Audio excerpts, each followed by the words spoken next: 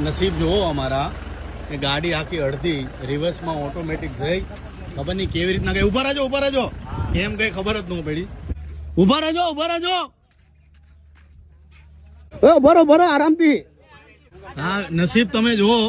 કે ગાડી આખી આ જગ્યા પરથી આ ઓટોમેટિક ખબર નહીં કેમ ગઈ અને સીધી અહીંયા આ જાળીના હિસાબે બચી ગઈ ગાડી જો હોય બધા સાઈડ પર આવજો એક મિનિટ સાઈડ પર આવી જાઓ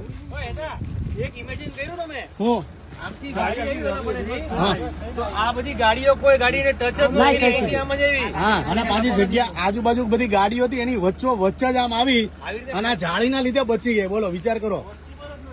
આ જાળીના લીધે બચી ગઈ આ તમે કોઈના સારા કામ કરો ને જીવનમાં તો તમારી સાથે સારું થાય ને એનું આ જીવતું જાગતું પ્રમાણ તમે કહી શકો હાલો ભાઈ ધક્કા મારો પકડો હાલો બધા એક એક કરીને પકડો ઉભા રહેજો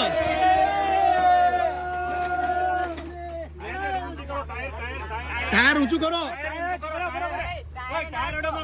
ટાયર અડોમાં કોઈ ટાયર નહીં હેઠતા નકર ફરશે કેમ ગણપતિ બાપ્પા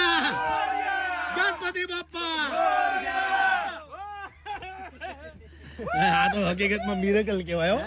વગર ડ્રાઈવરે ગાડી આવી ગઈ ને પાછી આવી ગઈ અને પ્રેમથી કોઈને નડ્યા વગર અહીંયા આ જાળીની વચ્ચે ઘૂસી ગઈ